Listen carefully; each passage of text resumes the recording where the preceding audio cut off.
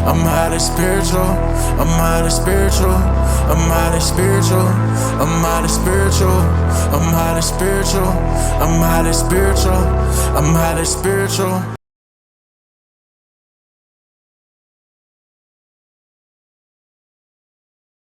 Peace and love, family. Welcome back to another episode of the Highly Emotional Podcast. I feel so I feel like I'm in a mood to move towards something new. Like I just feel like right now I'm in a space of something new is happening with me. So I kind of been away from the podcast. I kind of been away from doing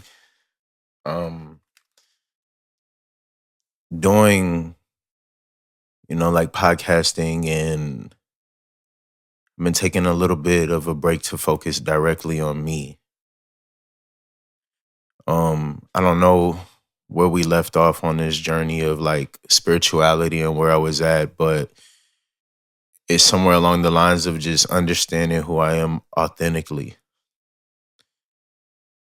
And where I've been at is I've been kind of testing the matrix in which I surround myself by. So my family, friends, financial situations, just more observing and listening, but having fun with things too. I created a new YouTube for me and my family and my kids, and it was more or less spiritual and more interacting with the everyday matrix or just the life that we live.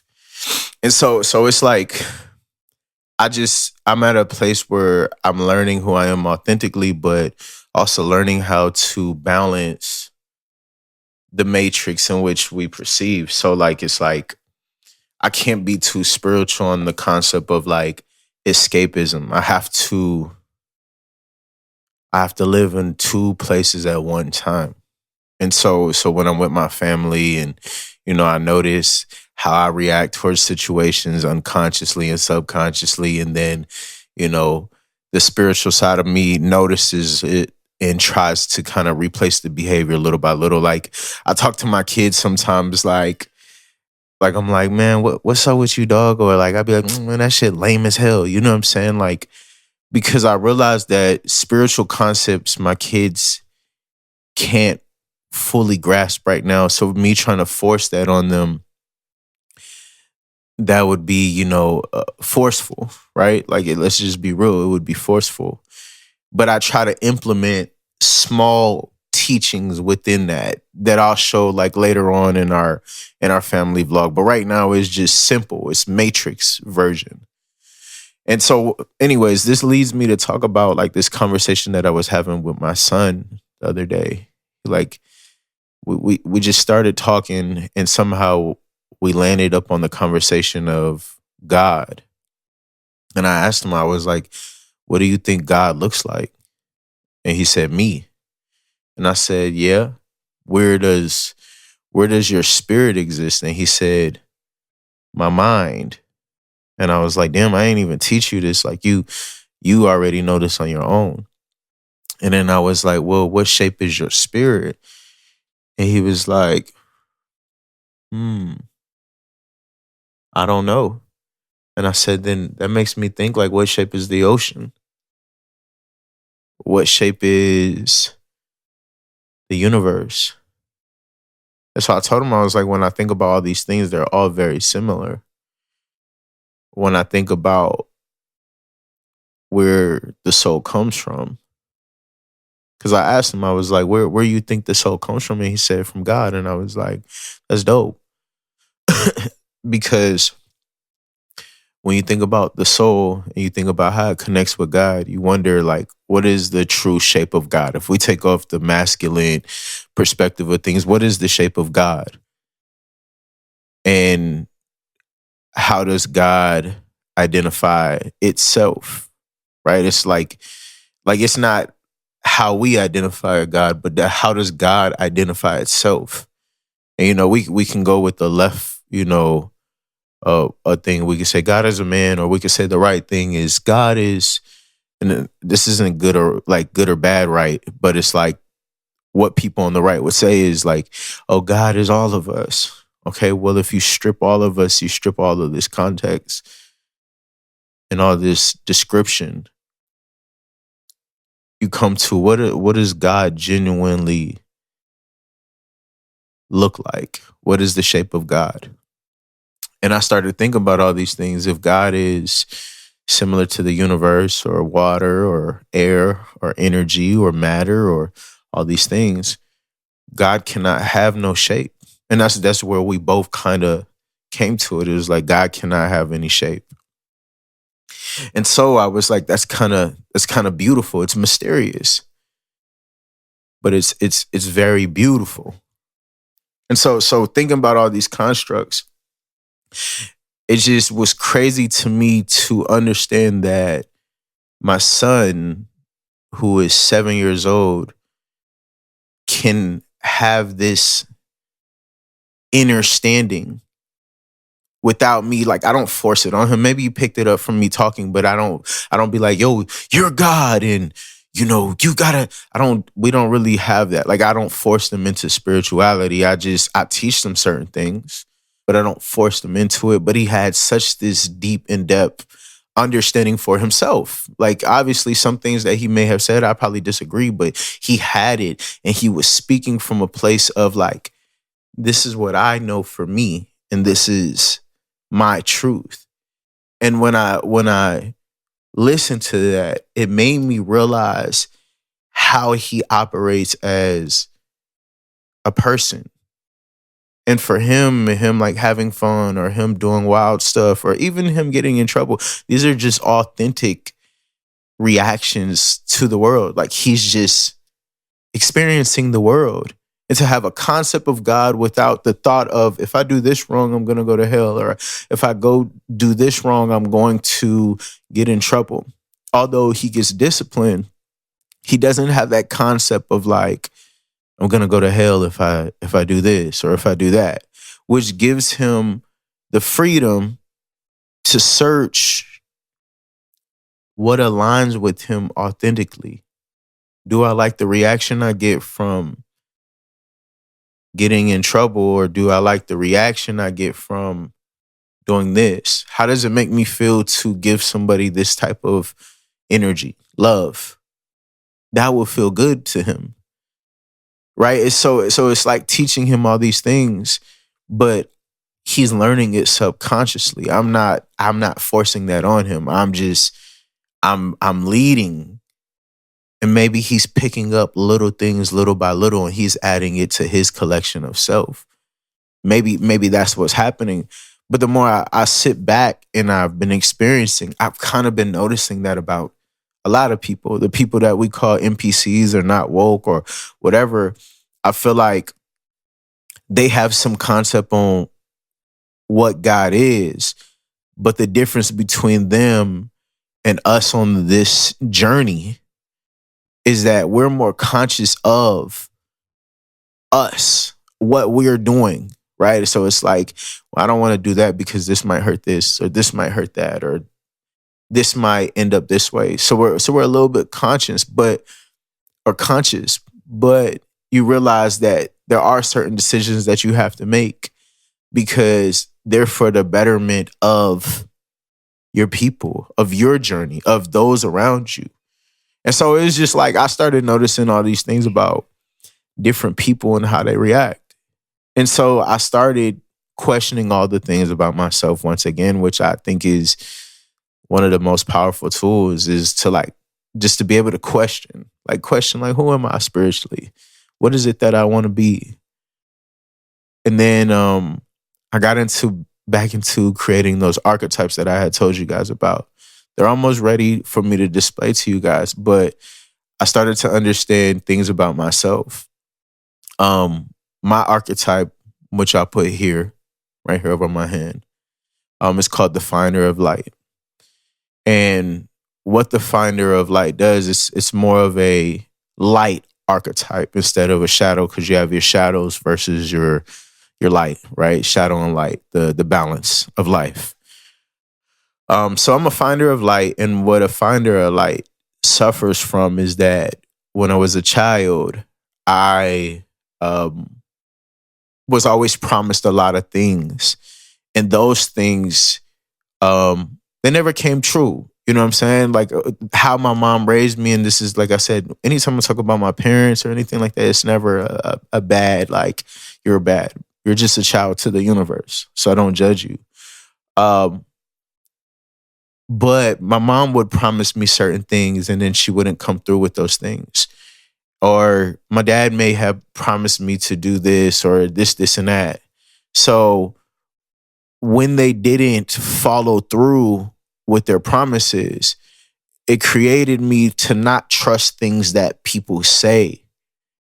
And so for me, when somebody says something to me, and I've been this way for a while, but I acknowledged it, but now I understand it even more. I overstand it and understand it now, is that when somebody tells me something, I instantly subconsciously say in my mind, this is a lie. So it started with music, like, hey, this song is dope, bro. And I'll be like, liar. In my head, liar. So every single person that now tells me something, bro, we're going to link, lie. Hey, bro, I got this for lie. Hey, bro, I really like your lie. Every person that I experience, I instantly subconsciously put them in a box of lies because of my childhood programming. But what that has done as my light, like to help me get into light, is that now I question all things.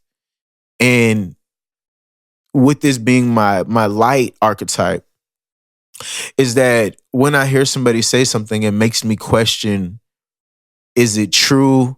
What is it? More about it. And that has led me into where I'm at in my life as a person who's constantly seeking information. So someone might tell me about a book or a religion or a way to make money.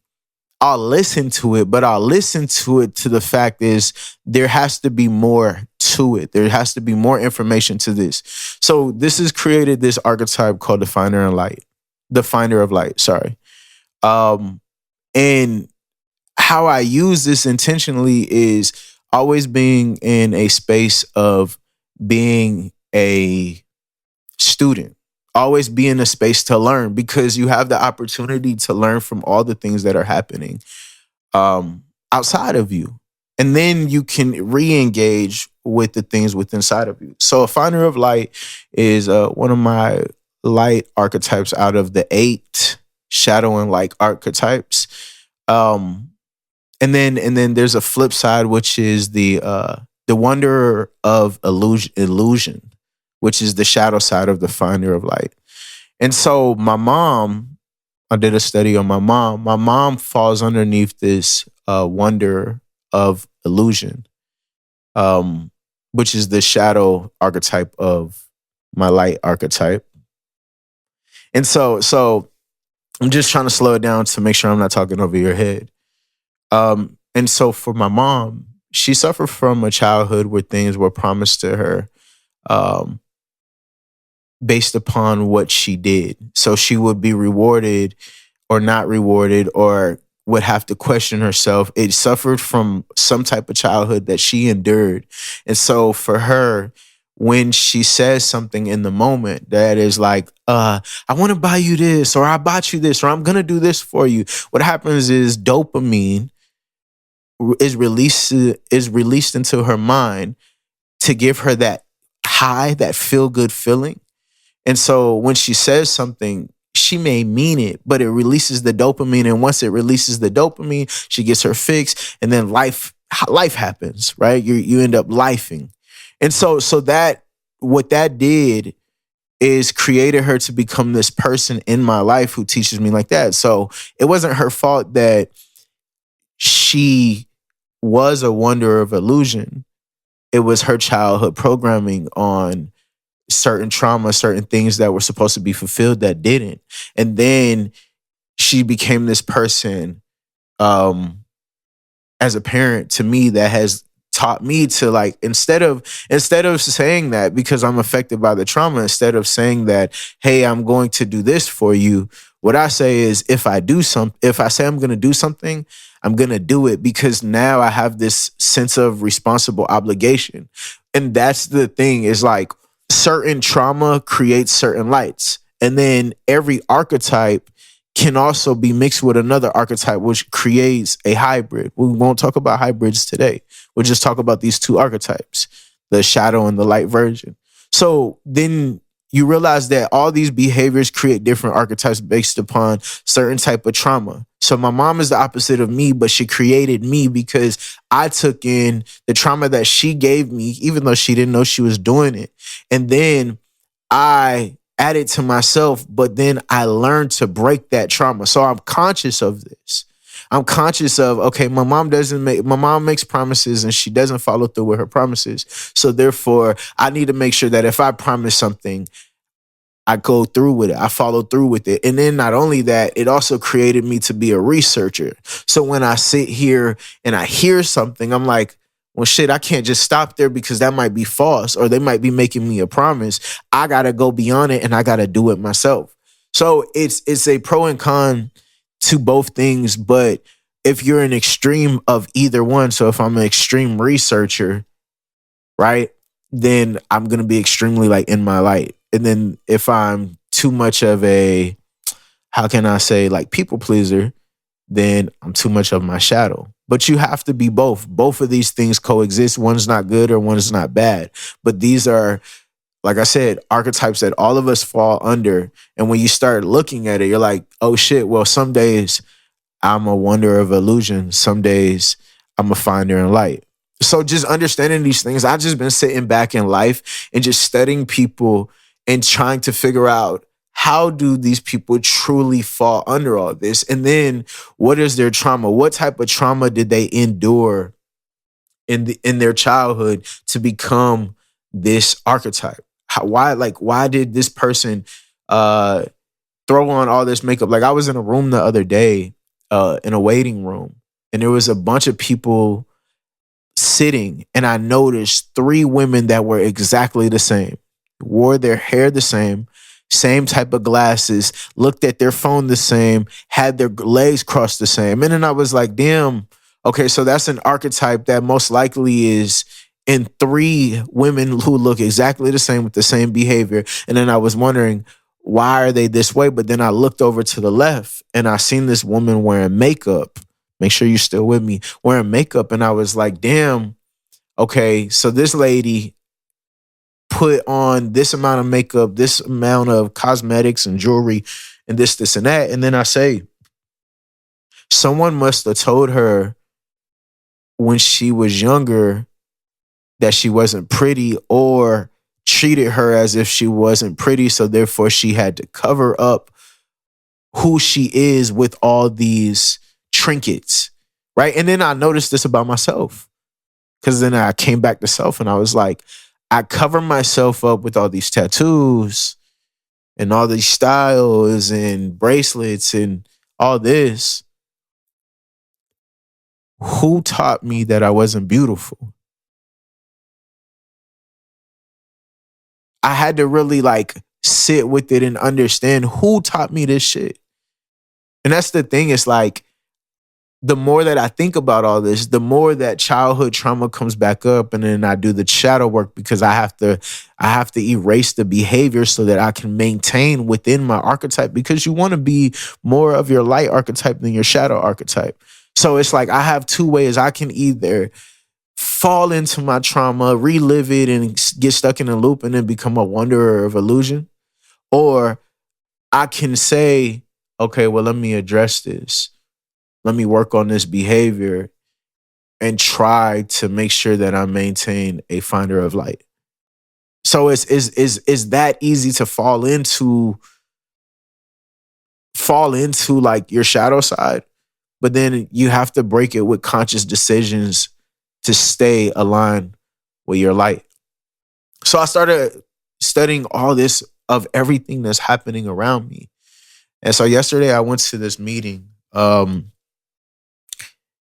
It was I think it's called BMI. It's like a black men's group out here in Decatur. And it was extremely dope. to sit in a room full of black men, and I was sitting there and just listening to the energy, not even just the words, but the energy of our people sometimes. I think that is beautiful to see people who are conscious and who understand what's going on in the world. But I think it's sad to show how much of a different accords that we're on based upon our location. And I sat, one man was like, oh, how do y'all feel about things that are going on in politics with Donald Trump? And one dude was like, I'm afraid because if they come into our cities, how are we going to fight back? Another person said, oh, I'm focused on myself. My lights are on. And then I said, experience, bro. I'm going to experience it. However, I have to, but be prepared, because the one thing that I can protect, and I know, is my family. I can't protect my community before I protect my family. And that's the thing, is like, I sat here and read the room, bro. It's so many people who are caught up on where they came from, and they're not focused on what they have right now, bro. And it kind of like, it's beautiful to see how much integrity and how fearless we can be even when we're fearful. But we have to, like, bro, I'm gonna keep it a band with you. We have to sit here and protect our family. You cannot conquer the war outside if you don't handle the war inside. If you are at war within your mind, within your household, within your family, how can you sit here and address a war that is outside your household, outside your community? I don't believe in that. Like, I don't believe that we need to go out here and do this when we're not taking care of us. How you gonna lead? You're not even in a leadership position. Like, you're not ready for that. You're not mentally prepared for that shit, but you think that you could lead people. And that's the only thing. You don't have empathy. You only have a level of war, aggression. So you're easy to conquer. All we know is we gotta get you to crash out. And like, that's the thing. It's like, we don't have to think that way. Understanding who I am, hey, I created the art of war. So when you sit here and you think about this, it's like, bro, if I know that my op wants to crash out, I'm going to let them crash out. They already beat you. You get what I'm saying? They already beat you. Once they got you enraged, they already beat you. So for me, it's like, bro, I know that no matter what, I got to make sure my wife and my children are good and I protect them. So for me, to be prepared for the world, and my authentic truth is that I have to be aligned with self. I got to be able to protect me. And it starts with being conscious of who I am. I can't afford to dwell on these situations when there's so much more that I got to do. I got to experience my kids. I still got to love them. I still got to love them even if I know the world is against me. I got to love my kids at all time. And I can't be in aggression mode loving my kids, because then I'm being inauthentic. I'm taking away from them. I'm not about to do no shit like that. I'm not about to make them suffer. Hey, my dad, his dad, so on and so forth, they dads work their lives away. I'm not about to do it, bucko. And I'm not about to be emotionally charged based upon the damn the internet. I'm not about to be emotionally charged based upon what's going on in the news. I understand it. But at the end of the day, I gotta still be here to love them. So you cannot handle the war outside if you have not handled the war within. You don't even know why you do things subconsciously, but yet you think that you can attack and stop this from happening, or you can do this. No, sir, you're not ready. Let's be real, you're not ready. So it's, for me, when I look out in the world and I see and I listen, it's a lot of people who are afraid. But you ain't even handled the real true energy. You ain't really handled the real true enemy, because the true enemy is self. It starts with you first. If you can understand that, and love that enemy, and use that energy, it ain't shit you could do, bucko. Because that's an energy siphoning. So it's understanding that. So it's like, I would say, in the world right now, it's so much more important to listen to yourself. Listen to your intuition. Listen to your body. Just stop and just listen to your body. See what needs to be worked on. It might be your mind one day. It might be your heart another day. It might be your legs. It might be your back. It might just be your overall mind. One day at a time, you start understanding that, then you can attack the world outside. But until you get that right, hey, you always gonna be fucked up in the head, bro. Cause you holding on to a little something that's not holding on to you. So that'd be my thing about it. I'm not caught up on the politics. I'm not caught up on that. I understand. Hey, it's like one of the dudes said. He said gas. People like gas price going up. Okay, so what, you not gonna put gas in your car? No, bro. You gotta keep going. Like you still have to keep doing the things for you. Like, I realize in this life, I'm never gonna be a billionaire. But I can make it so that my kids are one step closer to being a billionaire. I may not even be a millionaire. But at that point, it doesn't even matter if I'm a millionaire or not, because I'm building millionaires. Everything that I know, I'm giving my kids knowledge. And that's why I say, like, I can't go out and help them. I gotta help my kids. My kids need knowledge. Knowledge is the one thing that is literally useful in this life. If you have a lot of knowledge, you are a rich man. With most of the knowledge that I have right now, I can teach my kids how to be millionaires and invest their life into exactly what they want to do right now. And I'm only going to keep on growing. So it's like, for me, it's about that. Like, you got to prepare your children. You got to prepare your kids. You got to teach them, not prepare them just for war, prepare them to manipulate the world in which we live in. See, those things are only affecting people who are directly that. Like, if you focus on that, then emotionally it got you. But for us, for me, for my family, my son telling me that, hey, God has no shape. Hey, I've already won. Already won. That means my son is thinking outside of the box. So when he hears you guys talk about war, or he hears them talk about gas prices, or he hears them talk about this, or he already has something in his head that says, hold on. But I could do this.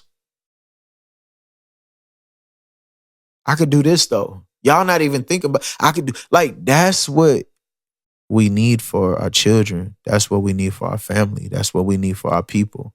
To be able to think outside of the box. Because God has no shape. Think outside of the box because God has no shape. That's crazy. So you have to think over that. Then you have to fix yourself within. And then you can fix the world without. So I wanted to say I'm back. Sorry if I took, a couple weeks off. I'm back. I want to start doing more engaging conversations like this because I feel like it's a lot going on. Sometimes I try to force spirituality into my talks, and sometimes I don't address the world that's going on outside. But I say it like this: align with self. You cannot conquer the world without if you cannot conquer the world within. It's a bar. That should be your thing this week. I cannot conquer this. I cannot conquer that if I'm still at war with myself. I'm going to be releasing these archetypes to you guys very soon. I just don't I don't want to make a mistake and give it to you guys um, when it's not ready. Because I want you to truly understand that all of us have this programming within us that needs to be rewritten. You have to rewrite it so that you can help those that are observing you. So I want to release them to you guys. Like I said, the egoistic spiritual archetypes, um, they on the way. I just dropped some music on my channel. I dropped a song. I'll put the link here. Um, and we're gonna do this again, man. I really appreciate it. I really thank you guys for just sticking with me. I want to say, man, if you are seeing this, please drop a like, a comment, anything just to let me know that you're there. Let me know that we on the same accord just to build our foundation. And I have so much gratitude for my journey. I have surrendered. I am ready. And I'm here. Peace, love, and light. Big swim. I have arrived. Hey, peace.